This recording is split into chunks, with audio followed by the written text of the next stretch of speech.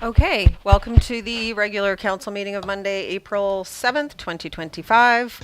I would like to start by acknowledging that we are gathering on the traditional territory of what is now known as the Comox Nation. And in this lovely and unpredictable spring weather, we are grateful for their care and stewardship of these lands since time immemorial.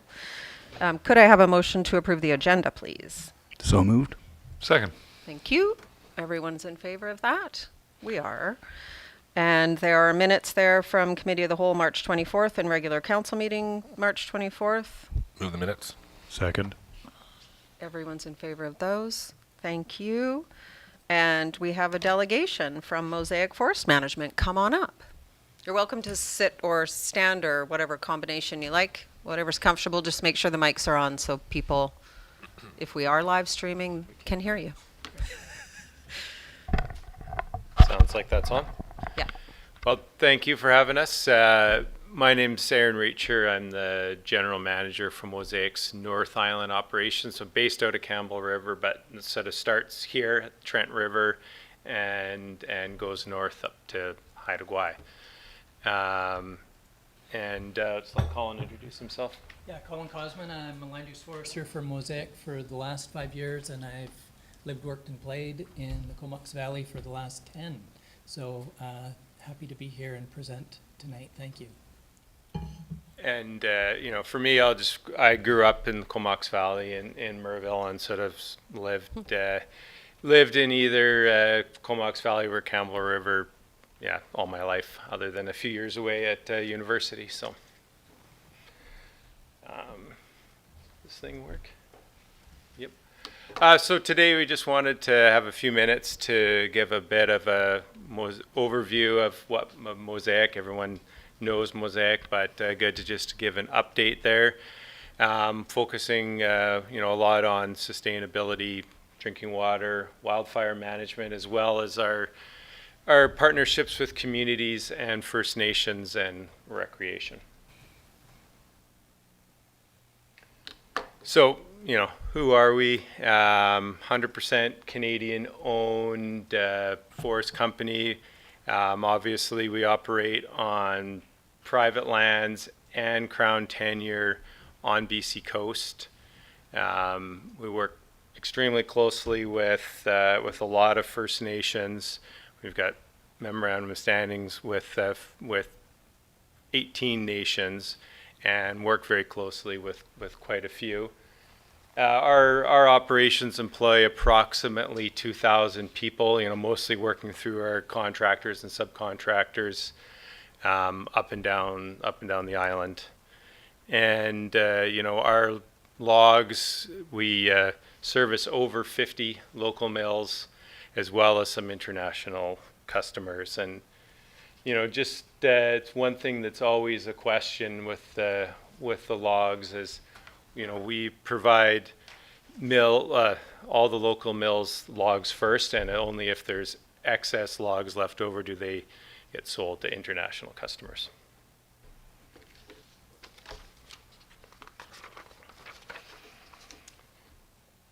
Next slide here. Like I mentioned, we work with a lot of different First Nation partners and communities across the coast. There's actually 48 First Nations whose traditional territories overlap our lands and operations. So we're really working to expand our business-to-business partnership opportunities with nations, and of course, different nations have very different interests and what they're looking for out of that. We were the first company in BC and in Canada to get the Progressive Aboriginal Relationship certification, and we're the only ones in Canada to have the gold certification now on it, right? So it's just sort of a way of ensuring that the different parts of our business all are aligned to ensure we recognize Indigenous interests in all parts of the business, because sometimes different parts of the business don't speak to each other as well. So those certifications, things that really help balance that out. specifically, here we're in Comox for, traditional territory, and we've got a real long standing relationship with Comox, particularly on the log purchase and on some of the real estate and other those kind of more, I would say, transactional type stuff, and we're really working to get to more of a high level multi-interest relationships with them.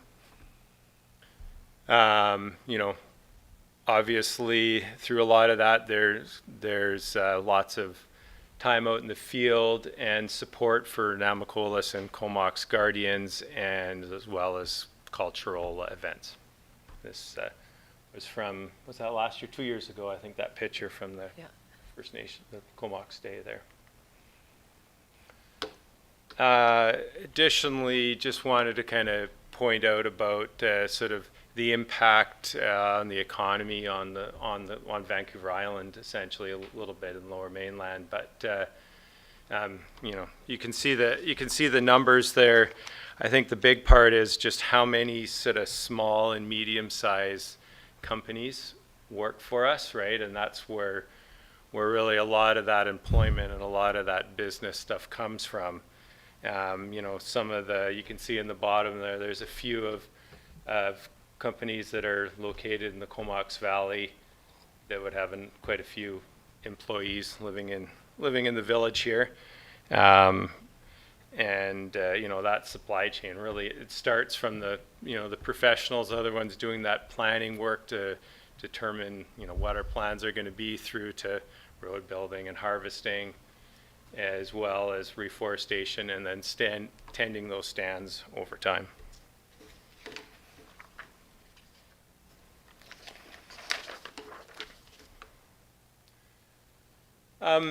The other thing that I just wanted to talk about was sort of It's okay, it comes back. as we look to the future, of really trying to find new solutions to how we can work with communities and First Nations to deal with some of the new challenges we're facing, looking for, things around renewable energy, trying to support community development through housing and other things like that, to really kind of transition into some of that more modern needs to what communities need now. I'll turn it over to you, Colin. Sure. Great, thanks, Aaron. So just wanted to take a minute and talk about sustainable forest management.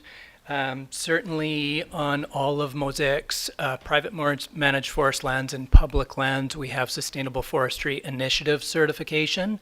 So that's independent third-party certification, and that really guides all our practices on our land base and what we do. On top of that, we also have legislation that applies to both our private and our public lands. So for our private lands alone, there are more than 30 acts and regulations, and those are really driven towards drinking water, the Heritage Conservation Act, the Water Sustainability Act, the Fisheries Act, and other acts and legislation. So we do certainly recognize the importance of our commitments for legislation. Just want to add on that note, everything that happens on our lands is generally planned by forest professionals and other professionals, including biologists, geologists, engineers. So there's a lot of planning that happens when operations are conducted. It's overseen by professionals as well. On critical sites, we would have environmental monitors involved with road construction or harvesting activities or deactivation. And now what we're seeing is some of our contractors and a lot of the machine operators, I would say they're professional operators, but our professional plans, because they've been working with them for years, essentially they become the extension of those plans and really focus on the details on the ground. And a lot of those operators, as Aaron touched on, are residents of the village of Cumberland and part of the community. So protecting drinking water and managing the land-based sustainably is important to them as well. A big part of sustainable forest management is reforestation. So in 2024 alone, we planted over 9 million seedlings. Mosaic has had a seed orchard in Saanich for roughly 50 years, so 1979 that started. But for our private managed forest lands, we voluntarily follow the Chief Forester's guidelines around seed management and seed transfer. So when our cones are collected in the fall, the seed actually goes to a Fort Knox Ministry of Forests facility in Surrey, where they're stored there and then dispersed to our our nurseries where they start growing as seedlings. So really important part of sustainable forest management. So lots of talk about wildfire and wildfire prevention and management, certainly in the Comox Valley. Just want to highlight the photo on the left is the Cameron Bluffs fire that happened a few years ago. Some folks don't know this, but this was human caused. 70% of fires on our land base, and I would say on Vancouver Island, are human caused. So this one started on a Friday evening during a fire ban, a coastal fire ban. So an illegal fire that 2 people walked away from. So millions and millions of dollars of damage and disruption for the West Coast. But Mosaic does invest a lot of money and resource and attention really to wildfire preparedness. So I did want to share our 2024 wildfire preparedness plan. Can pass it around the room and certainly can share a copy with everybody. But really this just captures everything we do with our partnership with the BC Wildfire Service, all the training that our staff and contractors have. At any given day, we have over 100 water tenders on our land base. And then we also work a lot with different communities, doing a lot of security, wildfire patrols, and working, to bring it to this neck of the woods. Every year I'm generally on a call with the Village of Cumberland Fire Chief, United Riders of Cumberland staff, and that's really to talk about access and how we manage gates and manage that high risk on the land base. And of course, we see a lot of fires on the east end or this end of Comox Lake just from the public. So we also have 3 or 4 different wildfire fact sheets available on our website and certainly can share those. But lots of information and certainly lots of expense and focus and resources towards wildfire prevention. So watershed management, I just wanted to touch on this for a minute. It's really central to our sustainability commitments and commitments to community partnerships. As I mentioned, professionals oversee everything we do, including prescriptions and water quality monitoring. Lots of collaborative work here with data sharing through partnerships with Indigenous, local, and regional and provincial governments. So, really important there. Lots of information shared with annual water purveyor meetings. Those happen at least every year with Village of Cumberland and lots of touch points throughout the year. And then we're certainly collaborating with the Comox Valley Regional District on the Watershed Advisory Group, and Mosaic is a partner on the Perseverance Watershed Initiative. So, certainly lots of legacy issues with water management around Perseverance Creek and the water quality and just Comox Lake in general. But of course that area has a history, and Mosaic private managed forest lands surround that area. So we're certainly here to collaborate and work with the Village of Cumberland because we know that there's lots of interest, obviously, with the funding and the new staff to do some work there. So we've been involved with a few meetings and certainly at the table and happy to collaborate on that one. Last thing I'll mention with this slide, the photo on the lower right is a photo of our last field tour. So I want to extend another offer to Mayor and Council for another tour should there be interest. It's always nice to present here in Cumberland, but also nice to get out in the woods and talk about things on the ground. So I want to extend an offer there. Recreation access, so this is obviously a big one here. Mosaic does have a recreation access committee. We have a website with a lot of information about gate openings and where the public can recreate on our lands. So that's updated every Thursday.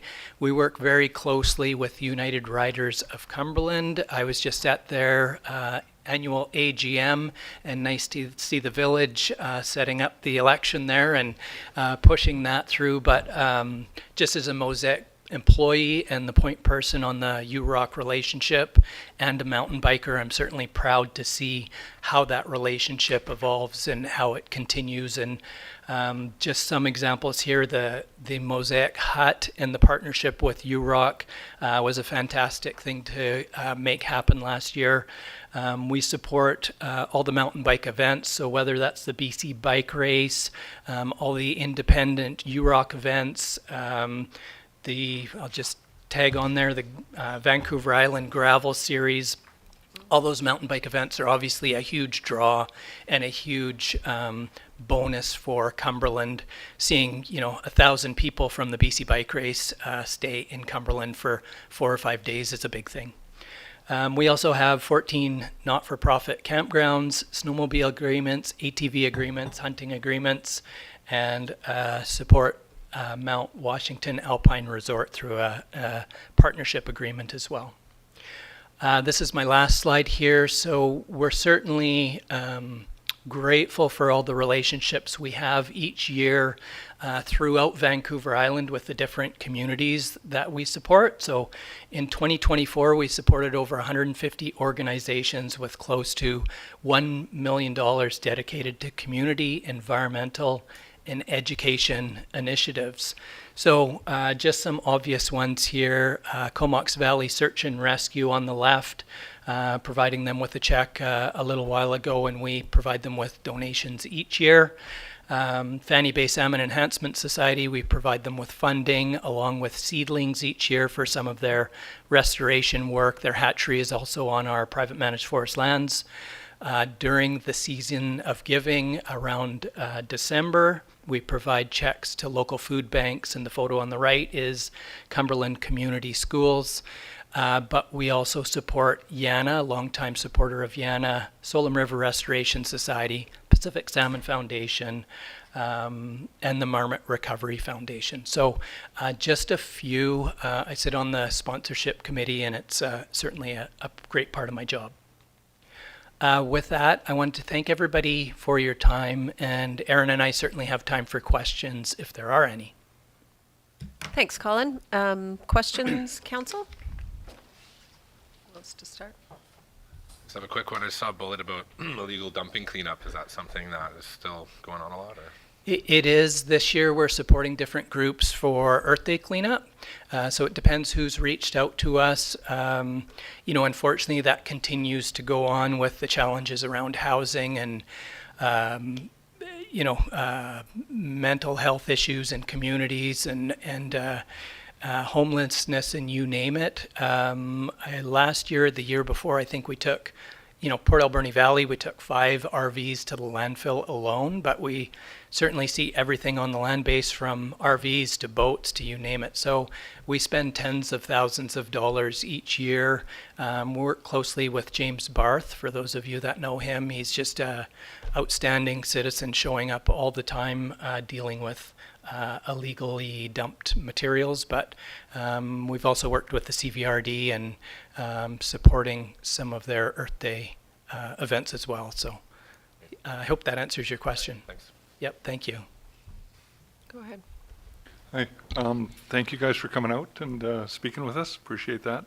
Would love to do a field tour. Great. That sounds fun.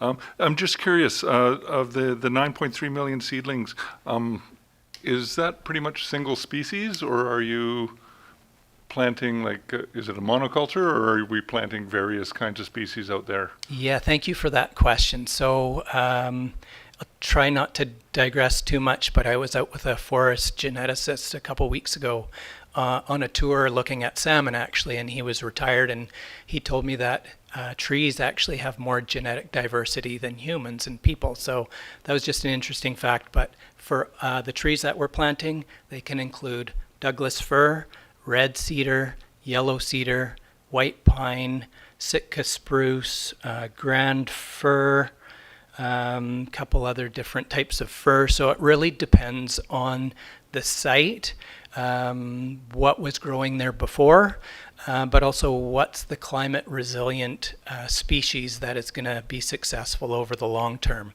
So we certainly let science guide our decisions around reforestation, and there's a lot of work happening right now around, obviously around climate change and shifting ecosystems and you name it. So that's the species mix. We also have a lot of naturals growing on the land base, and lots of a mosaic of forests on the land base, if I can use that word. So I saw what you did there. lots of diversity there. Yeah. Okay, thank you for that. Yep. Thank you. Good question. Kind of a follow-up question to that. Are you, because I know that you're prescribed that by the province, is there any look or peek into the future if there's any more hotter, drier, resilient species you'd consider? Redwoods, for example. I don't know if this, I know you probably Sure. can't do it now, but the Mount Newton cedar tree there, have you got anything cooking up in the back room? No, it's not. It's Okay. nothing like that actually. But I'm- you know, I'm there just certainly is conversations about redwoods. Douglas fir certainly is a winner for Yeah. the long term on the coast. So that is, you know, if you do your own research, that certainly comes up. But again, it depends on where you're talking about on Vancouver Island and the land base and the ecosystem. So I hope that helps. But certainly looking at different species, but we don't venture too far. Yeah, I didn't Yeah. think so. I was just curious. Yeah, and I don't know, Aaron, if you have anything extra to add. No, just, you know, the biggest thing is we got to be careful where we plant cedar. Yeah. It's, in those dry sites, you can see it, you know, a lot, especially when we had those couple of real dry summers, right, driving up and down the island. But there's still lots of good places for cedar. You just got to pick those right microsites where they're going to get that moisture into the summer. Yeah. We have a lot of swamp around here, so those are good spots for cedar. What was the other one? And I just wanted to commend you on the online access website and keeping it up to date. I know a lot of folks recreate, and you get a lot of flack from the gates. I know you do, but that's one of those tools I know a lot of people do use. So it's appreciated before people load up their skis or climbing gear or whatever they have to be able to know when to get in and out. So. Thank you very much. I really appreciate that comment. And each year when things start drying out, I start hearing from local communities saying, when are you going to close those gates so that motorized illegal activities don't happen on the weekends? And so there are the two sides of that story. So we are certainly hearing from people now when the wildfire risk goes up, and with the 70% of fires being human caused, that's a real thing, obviously. Yeah, thank you. And I would just say, sort of on the gates and access, you know, that's a very ongoing hot topic of conversation within Mosaic, and it's really trying to find that right balance, right? So we're always wanting to get feedback on that and try, you know, as we're trying to balance off those benefits and risks, but you know, definitely know that's an always ongoing conversation. We're always looking to try and improve that. So. Thank you for that. I have a couple of things. So firstly, thank you for your work with PWI and the data sharing and that ongoing work. That's really important for us. Obviously, we are very concerned about what happens in our in our drinking watershed. So we appreciate your collaboration on that. I was going to mention the gates as well, because we hear a lot about it. So the messaging is just wildfire protection and illegal dumping, And illegal dumping. You know, folks building structures and squatting on our lands and environmental damage. So that all comes along with it. yeah, not surprising. I know there's a group of riders in Cumberland, motorsport riders, who are looking for access anywhere because they're sort of getting pushed out. And who would I tell them to reach They out can to? reach out directly to me. That's what I Yeah, thought. that'd be wonderful. Thank you. Thank you, Mayor Brown. Yeah, and I haven't been up to the Mosaic Hut, but I hear it's pretty neat and people are pretty stoked about it, so thanks for that. And I appreciate the 100% Canadian information, and also just curious about the vulnerability right now, given the tariff situation, and I don't know what you can share with us about. Sure. Yeah, so maybe I can start and Aaron can add. But I think for everybody in Canada, there's certainly lots of uncertainty depending on what business you're in. Mosaic is no different. And, I think there certainly is a lot of uncertainty and the market isn't doing great. And who knows where housing is going and the demand for wood. So uncertainty isn't great for business. One thing I will say is, we continue to, Mosaic and our predecessor companies have been here for 100 years. Our owners have the perspective of long-term management. And so it's not on a quarterly basis. It's more almost a cycle of trees. And so I think that's a good thing for everybody, including us as employees and communities and, our sponsorship and donations program and everything else. But so we're in it for the long term, but certainly the uncertainty isn't great. And, our plans do shift dramatically from time to time based on what's happening in the market. So who knows, I guess. Today was another tough day on the stock market. So was Friday. So we'll just see how it goes. But, it is what it is, I guess. Aaron, I don't know if you have anything to add. Maybe just that, as it is right now, we're planning still to carry out our plan. And, a big part of that is making sure that, for us to be successful, we need to have good contractors so that, they need to have pretty consistent work so they can keep employees and pay the bills. And our customers, the sawmills and pulp mills we sell to, they need their products. So, that sometimes you've got to work through some tougher times.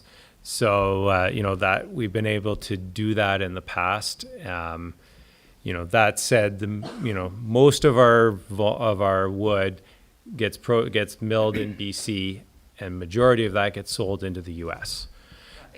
So, there is some, we do have some ability to shift some of that volume around, but so we think we're in a reasonable spot to weather this, but obviously there's so much uncertainty right now that it's a wait and see approach. Yeah. Big time. I think that's, the last thing I just wanted to ask about, and I'm pretty sure I ask you this every time, pesticides in the sort of agreement area. Are you using them? I pick berries out there, so I just want to know. No, I don't believe we are. Yeah. A big part of our, I'll say our program and tools in the toolbox is getting seedlings in the ground right away. So on average, we get seedlings in the ground 7 months or less. So that certainly helps getting those little babies up and above competition. And, where it gets challenging, and I see it in different parts of the community, is with invasives and things like Japanese knotweed and Scotch broom. It's hard to get rid of those without using pesticides or herbicides. So, we generally are not using them in that area, to answer your and question. And is that part of our, I know you inform staff on a regular basis on plans for cut blocks or road building or any of that. Would that also be part of that information We share that during the purveyor meetings and throughout the year. Awesome, thank Yep. you. Yep, thanks. That's all I have. If nobody Okay. else has any, I think we're game for a tour. Great. I Who don't who think- can I work with on that, Mayor? Probably Michelle. Okay, Kevin's nodding, so, or Kevin. great. Sounds wonderful. Okay, great. Okay. Thanks for being here. Thank you so Nice much. to meet you, Aaron. Thank you. Thanks. Okay, and there's a recommendation to receive that delegation, please. Move receipt? Second. Thank you, and we're all in favor of that. That's carried. And first report is Heritage Alteration Permit 2691 Dunsmuir. You're not Seamus. I can't fool you. Good evening, Mayor and Council. Seamus couldn't be here tonight, so I'm going to present his report. So the purpose of this report is to introduce Council to a heritage alteration permit application for the Ilo Ilo at 2691 Dunsmuir Avenue. To enable the opening of a new hardware store, the applicant proposes the construction of a parking area, garden center, outdoor racking system, and 2 new doors on the east facade. The hardware store would be inside the Ilo Ilo. And the property is within the Heritage Conservation Area, and a HAP, Heritage Alteration Permit, is required. As the Ilo Ilo was constructed in a time when personal automobiles were not commonplace, a parking area was never established on the site for the former uses. Despite this, the property must meet the current zoning bylaw parking requirements before a business license can be issued for the hardware store and garden store to open. The applicant plans to establish a parking lot within the interior of the lot between the Ilo Ilo and the single-family dwelling. They're together on the same lot. And this parking area would be accessed off the laneway, and it would include enough parking stalls to meet zoning bylaw requirements for both the retail use and the single-family dwelling on the site. And to facilitate access to the store from the parking area, there's also proposed to be a new door for pedestrians, for people, and a new loading door also on the east side of the building. And in support of the hardware store, the applicant would also like a portion of the yard area, the outdoor area, to function as a garden center, so there'd be a metal garden cover and lumber racking. So all of these things would be components of the heritage alteration permit. As well, the fence fronting Dunsmuir Avenue would be reduced in height to meet the bylaw maximum of 1.2 meters. It's currently 1.6 meters tall. And a design will be proposed that's consistent with the Heritage Conservation Area guidelines. The fence design proposal would be included with the rest of the proposal for the Heritage Committee for review and comment. And as per our development application procedures bylaw, a heritage alteration permit may be referred to advisory committees. And given the nature and the scope of this application, the recommendation is for referral to the Heritage Committee only. And currently, the Heritage Committee's terms of reference require a resolution from Council for a referral. So the purpose of this report today is to introduce the application to Council and request a referral to the Heritage Committee. Before it goes to Heritage Committee, there is more detail to be provided by the applicant. And all of that detail will in turn be provided back to Council after it's been to the Heritage Committee. Thank you. Questions, comments? Hi, thanks for that.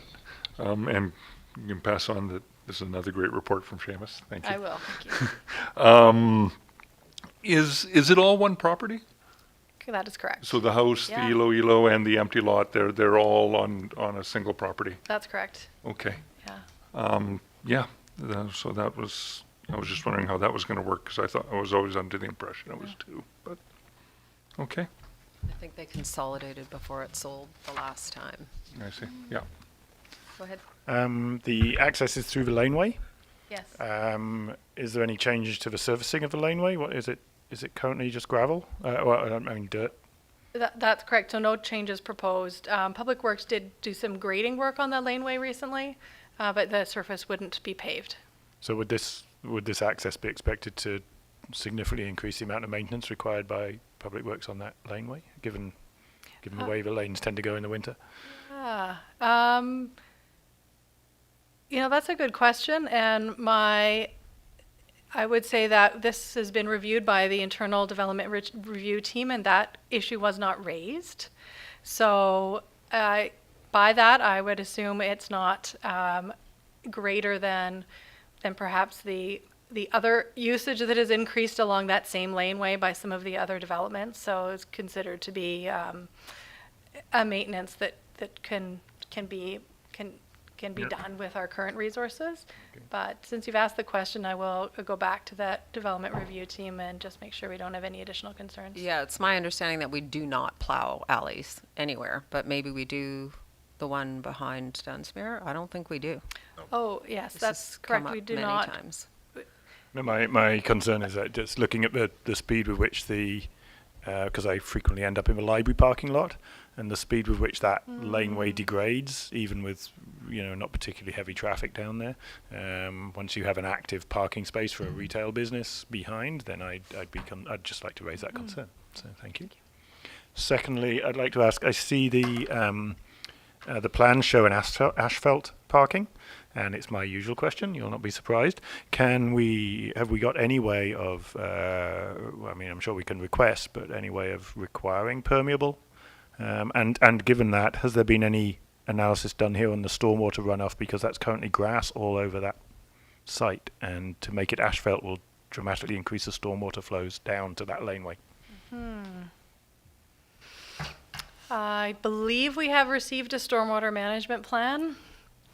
And I'm sorry, I'm not quite as up to speed on this as if it were my own file. And can we require the permeable pavement? I would say that I think for a parking area of this size, we certainly need to ensure that the stormwater is dealt with on the site.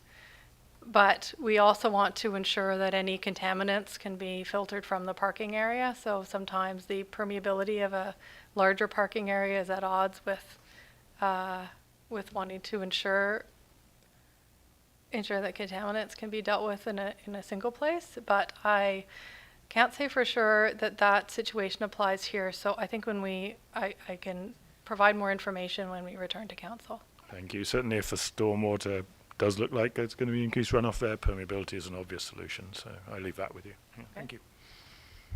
I think that's mine. Any other questions, comments? Thank you for filling in for Seamus on this, and I understand you haven't been working on the file. This is really an important building for the community, obviously, and this developer spent 2 years trying to sort out how to make it work in a historic building that is super quirky. And so we very much appreciate that, and we really, I think, are, walking that line between heritage conservation and function.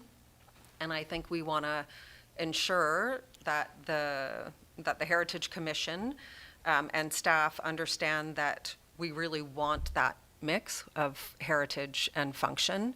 And so my first concern is that referring it to heritage, while I know we need to do that because it's obviously a very historic building, will hold up the process, but I don't think it will because you still have all the work to do for the variances and all that stuff, right? That's ongoing while the Heritage Committee looks at it. Is that true? Well, what we did in this case is we don't quite have all the information needed to refer to Heritage Committee, but very close. Yeah. And we decided to bring it to council before we had the entire package so that we wouldn't cause like a month delay while we waited for the subsequent council meeting and Heritage Committee cycle. So I think we're in a good position now that going to Heritage Committee is not, adding a substantial amount of time. Yeah. Will that be on this month's agenda then? Or will it be on the May agenda? We are aiming for it to be on this agenda if we have all the information from the applicant. Okay, excellent. Awesome. And I had another thought there. Similar. I'd rather see permeable if we can manage that in some way. I just think that more permeable surfaces is always better. Trying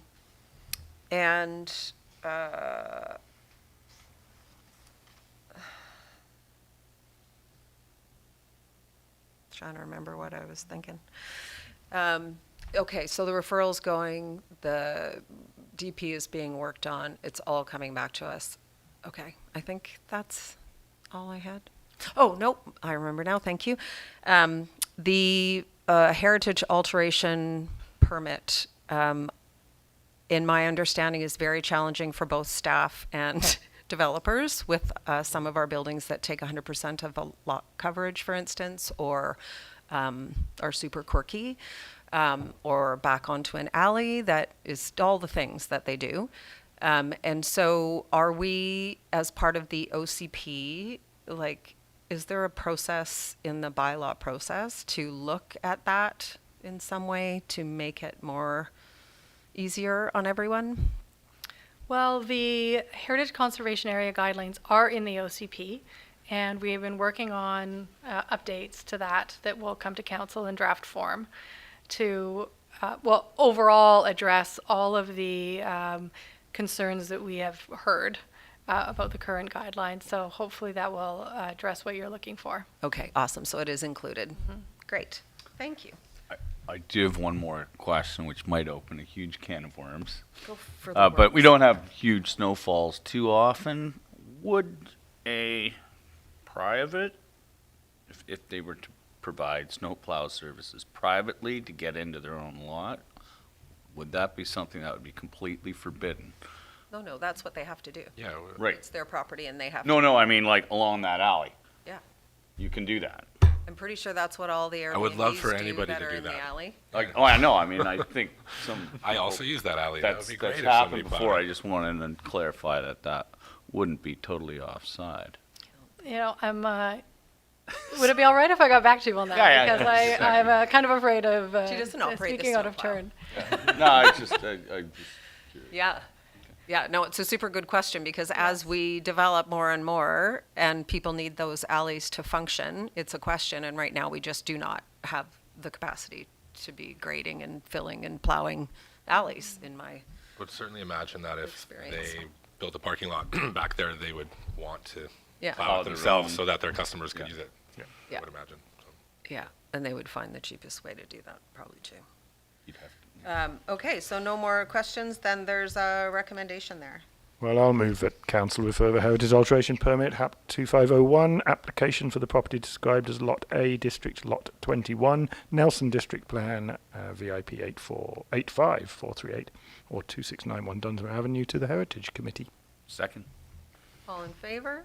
That is carried unanimously. Thanks so much, Courtney. Thank you. And next up is Next Generation 911 grant application. Chief Williamson, come on up.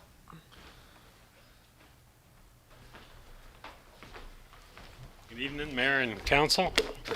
This, I'm sure you all read the grant fund here, but there's a little bit of a story before. When we got this grant, we looked at this grant, we couldn't really see anything in it for the fire department. It was mostly GIS mapping for the whole for all of BC, really. That's what we could see in it. And then we talked to our 911 operators up in Campbell River and let them have a look at it and say, is there anything that would help us with that? And they said, well, maybe go try and see if they'll cover a CAD system.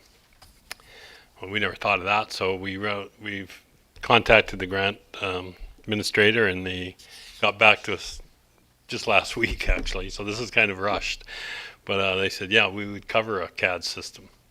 So we got to work and saying, well, this is something we've always looked at. Courtney's had a CAD system for 20 years, and Oyster River and all the other fire departments got this CAD system, but we looked at a way cheaper system just to get us by, because we felt in our budget that we didn't want to spend $100 or so grand. There's more important things we needed. But now this opportunity came up, so we thought we'd approach council and see if because there is some operating cost to this grant afterwards, after we install it. And but it's an opportunity to go to this system, which in the future you'll probably be going to this system anyways. I'm not 100% positive about that, but once all this new 911 generation system comes into effect, I'm sure they're going to want all fire departments on the CAD system. And so we thought we'd bring it out to you. We don't have really a good handle on all the back end costs I'll be honest with you there. But the way we read it, the way we talk to our 911 operation and everything, it's not that bad of a cost. It's like $35,000 to $6,000 a year added to our budget. The rest of it's all paid for. We've talked to installers. We got prices, and it's all in here, of course. And then Andrea come up with, well, you need to do all these other applications. We believe we don't have to do them. We don't need them. We don't use them now in our system. But of course, they would cost a lot more for licensing and all this other stuff. Neil probably knows a lot more about this than me. But we feel through Stephanie and Campbell River and that the only thing we need is Windows 11.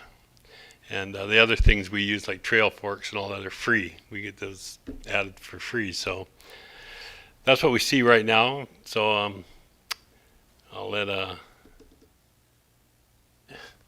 Andre, give us the Here to numbers. support you. I don't know what they've come up with on their end for costs. Yeah. So we know what we've come up with, but Okay, yeah. So the ongoing operational costs are a bit of a concern. So if you have more information or Yeah, so I wouldn't necessarily say it's a concern. So what we presented in the financial applications is actually worst case scenario. And it's just based on the fact that given the timeline of this report, we haven't been able to do enough of a research to see who's paying what and what exactly is involved in operating costs. So we're hopeful that and that's my understanding, correct me if I'm wrong, but that the dispatch in Campbell River will do some monitoring, and but it could also be that this just comes under our village IT contractors, similar to our other laptops and our other computer hardware and software. So basically, we're saying, okay, we for sure we're going to incur $3,500 in software licenses for the CAD system.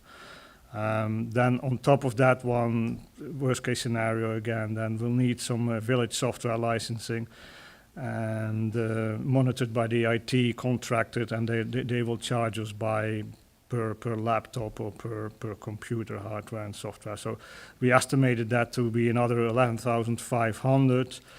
So that would bring it up to 15,000 annually. And then the other thing is, if this needs to be replaced in 5 to 8 years, we need to set aside some cost to replace it. So we also think that in that case we need to put aside 5,000 added to annually to reserve, to make sure that after 5 to 8 years we have enough funds to replace the system. So that could potentially total up to 20,000. We get a contribution from the Cumberland Fire Protection District, a 20% revenue reimbursement. So that would be 4,000 less. So it would be, so again, worst case scenario, it would be 16,000 annually in operating costs. On the other hand, there's so many strong arguments for this grant. It's what we consider a one-off opportunity for this grant, and we're asking up to 85,000. Michelle told me to bring all these arguments up, so here you are. The CAD system will provide a lot of significant information which cannot be managed using the radio transmission. So currently we're using radio transmission, and we're using that for very sensitive information, which is probably outdated and is also prone to privacy and protection and so on of data. Another argument is, and I think Chief Williamson already said it, the CAD system makes us compatible with our mutual aid partners and the other Comox Valley municipalities, I think, except for the town of Comox. I think Courtney is on it. And Courtney's been on it for several years, and I know their system's like 12 years old. So I don't think it needs to be replaced 5 to 8 years. They're still running on their system 12 years ago. yeah. And the other thing for the GIS mapping and everything, it tells us where all the trucks are, even if they're up in the bush here, gives us their location.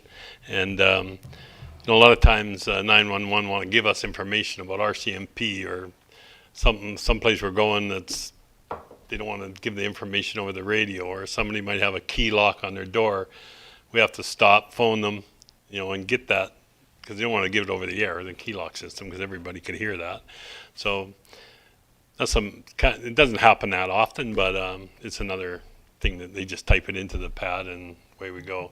And even mapping, they can send us certain maps of areas, which now they send it to they take a picture of it and send it to our telephone, which works sort of, but this would come out on the CAD system and just a much better system. And I think in the future we'll all be going to it anyway, so it's an opportunity to jump on board and cover 90% of the costs. Yeah. Okay, thank you. Sorry, not because I have another argument. We have read the report, so I think we're good on the arguments. I think we'll get into questions, if you don't mind. Yeah, go ahead. Whoever wants to go first.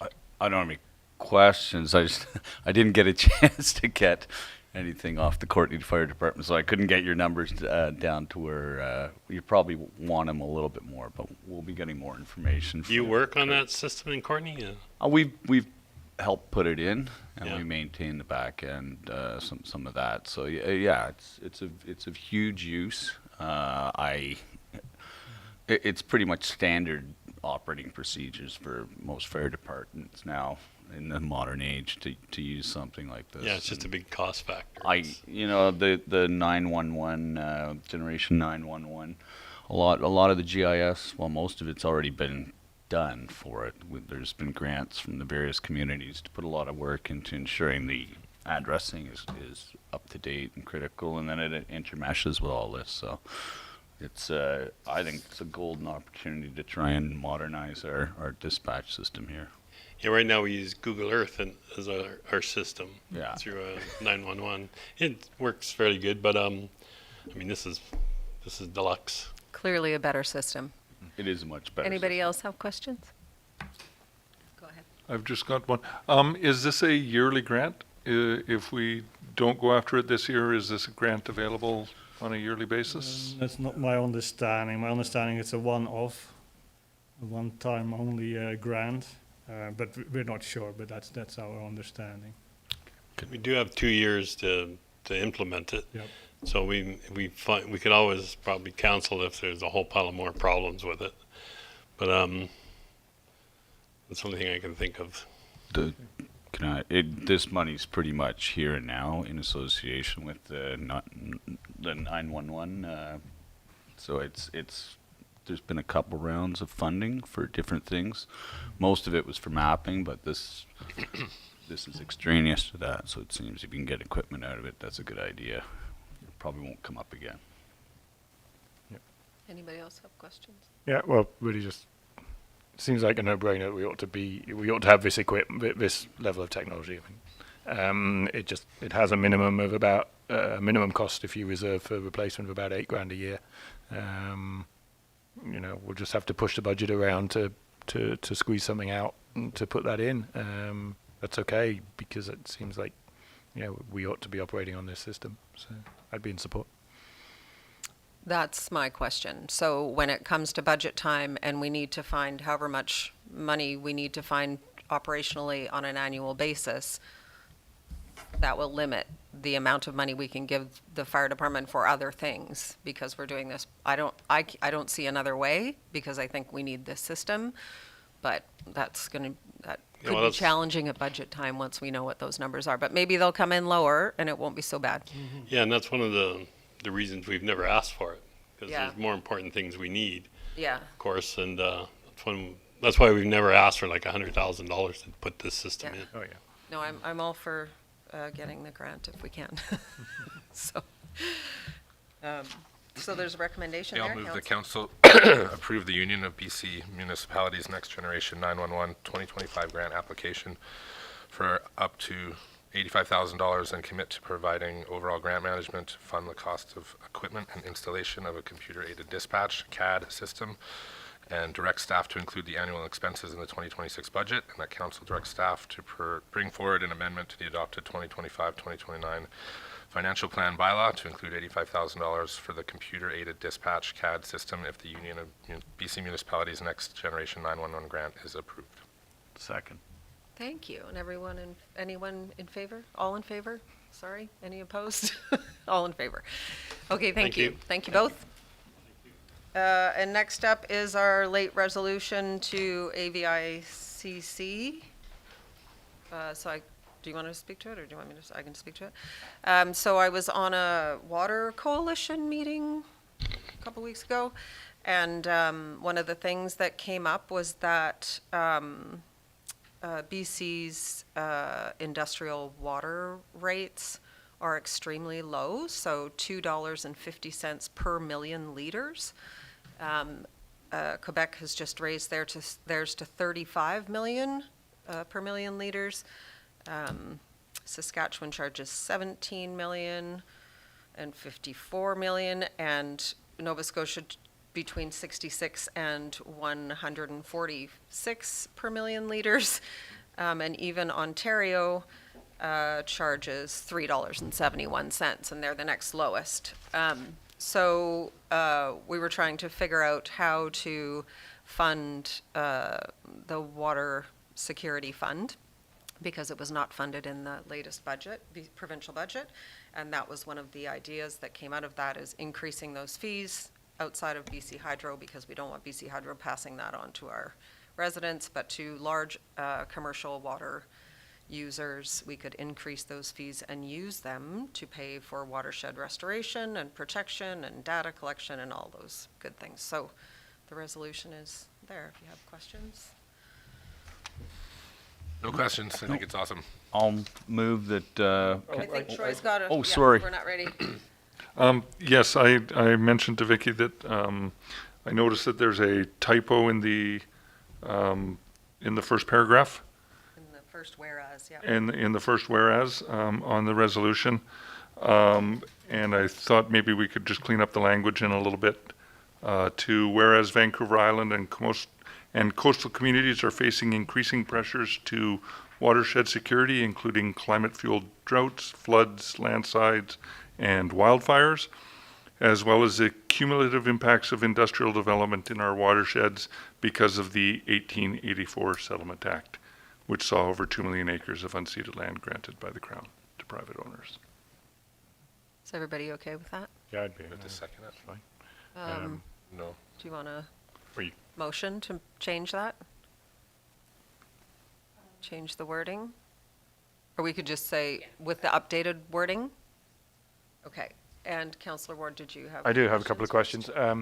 First one, you said without raising the BC Hydro rates. I was trying to do some math, and it, even using the highest rates of other provinces, it looked like it didn't quite check out to making up the balance of a 44 million shortfall of a watershed fund without changing BC Hydro's rate.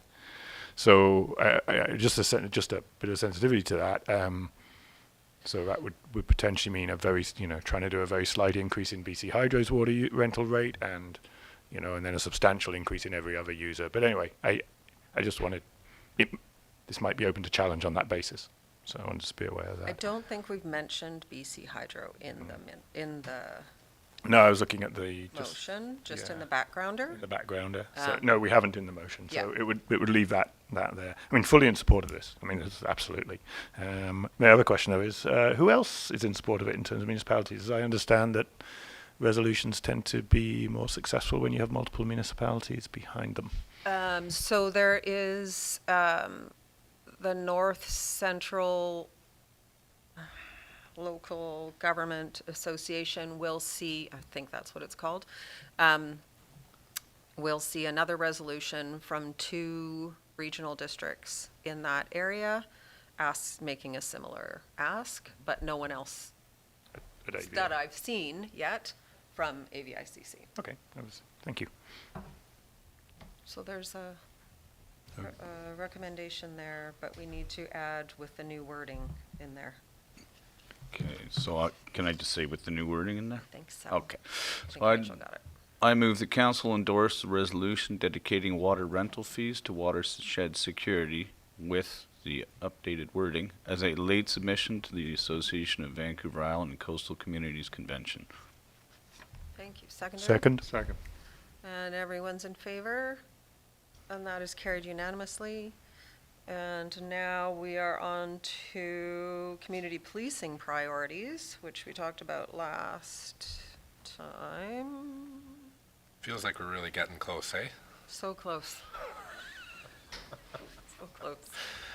Do you want to speak to it at all, Rachel, or do you want us to just I could just confirm? Yeah. briefly say this is an annual exercise that council identifies their community policing priorities, and of course you've had the Village Hall with the RCMP attending and the inspector attending at your last meeting. This is just to sort of really focus in on your top 4 or 5 community policing priorities as a council to send over to the RCMP for their plan. Awesome.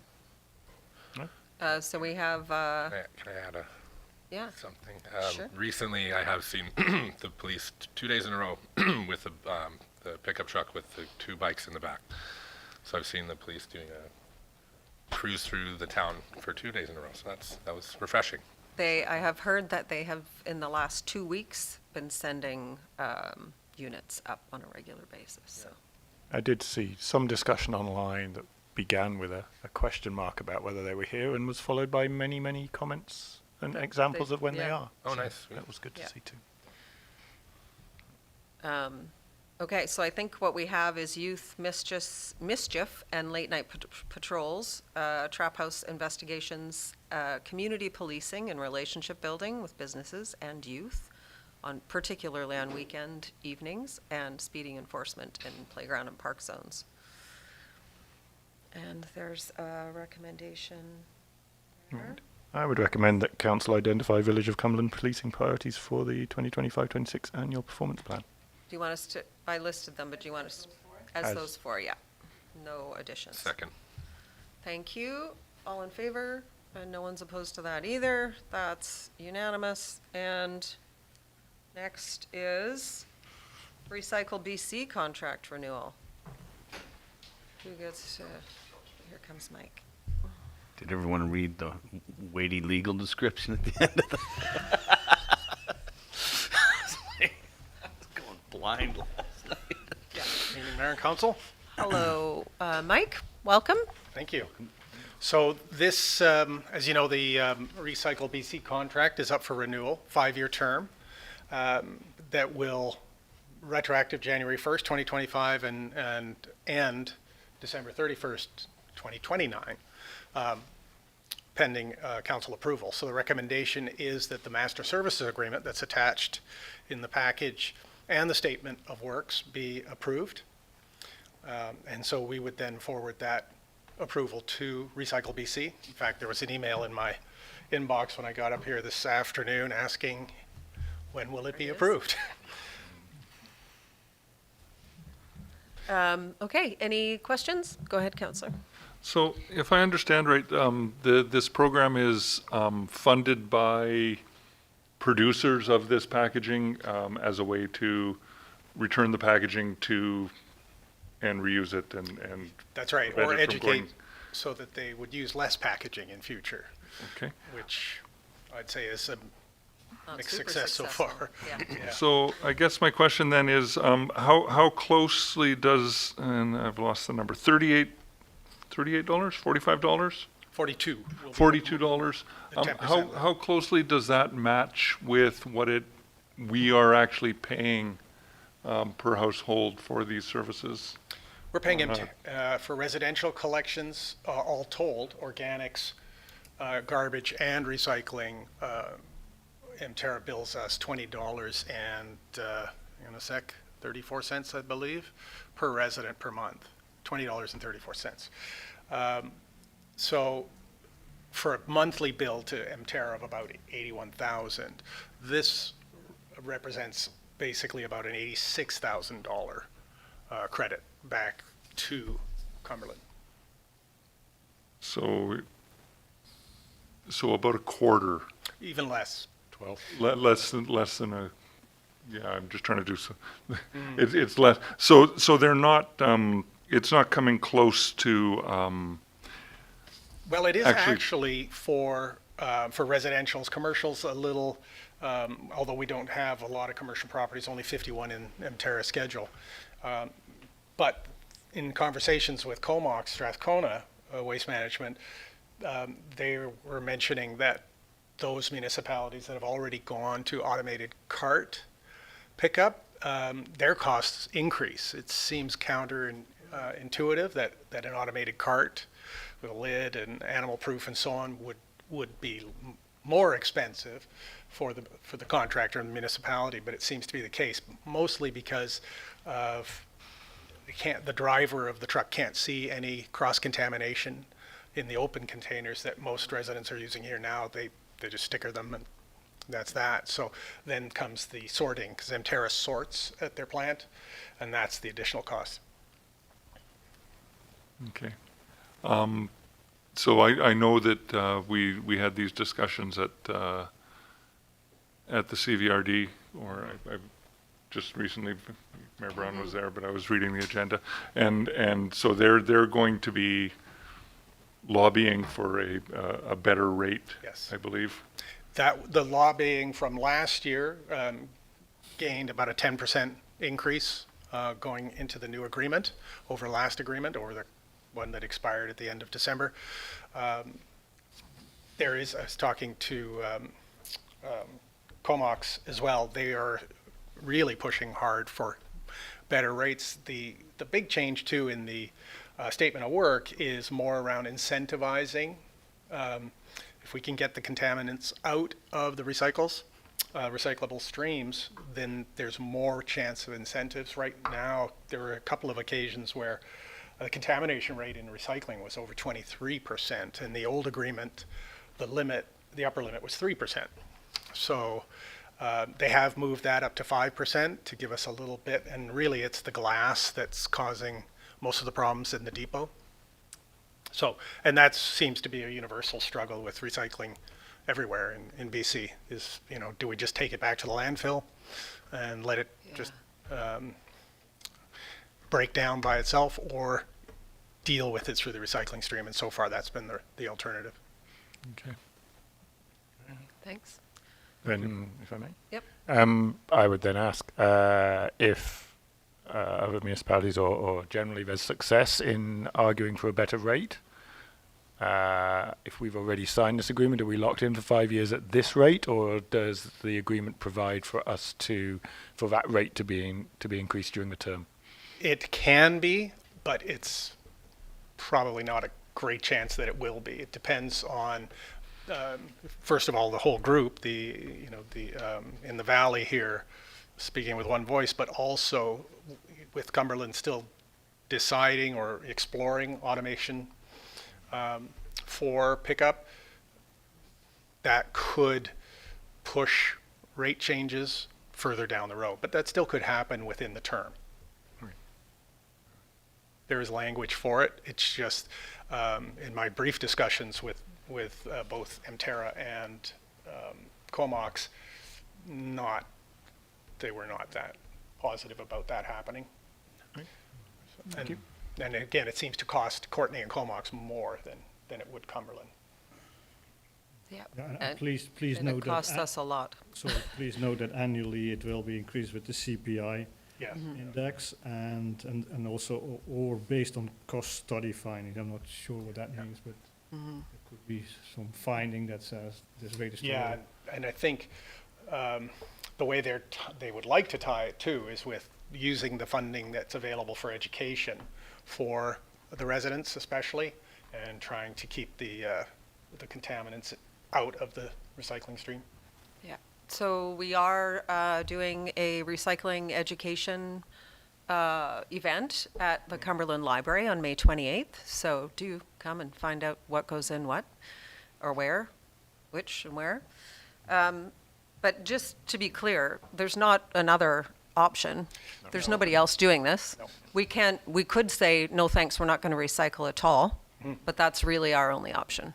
Yes, and that would then prevent residents from going to the depot As well. and Oh. as using it for free, and also the The non-recyclable, so plastic film, styrofoam, that residents can drop off for free. Commercial could never do that and still won't be able to. But the residents would lose that ability to go up to Devon Road there. Yeah. There'd be pitchforks. We saw also a large conversation at the CVRD meeting. Yeah, that it's over a barrel and, Yeah. it's a take it or Just one leave it contract. contract, yeah. We are price takers here. Yep. Okay, so if there's no other questions, there's a recommendation there. I'll move that council approve the renewal of the master services agreement and that the statement of works agreement with Recycle BC for residential curbside collection for a period of 5 years ending December 31st, 2029. Second. And everyone is in favor? We're all in favor of that. Thank you. Another tag team. And council member monthly reports. Any questions on reports? If not, there's a recommendation there. I'll move receipt of the reports. Thank you. Do we have a Second. seconder? Thank you. And are we all in favor of that? We are. That's carried unanimously as well. Next is notices, motions, and announcements. Please do check the website before you come down to make sure that it's actually happening at the time and place that I'm going to tell you it is. So Advisory Planning Commission meets April 10th at 4 p.m. here in Chambers. Homelessness and Affordable Housing Committee meets April 16th at 9 a.m. here in Chambers. And Heritage Committee meets April 17th at 4 p.m. Here in Chambers. And question period. Do we have any questions? Do you have any questions? Any online, Rachel? Did we get online? Yes, we did. Nice. It seems people are watching, so they must be able to hear you.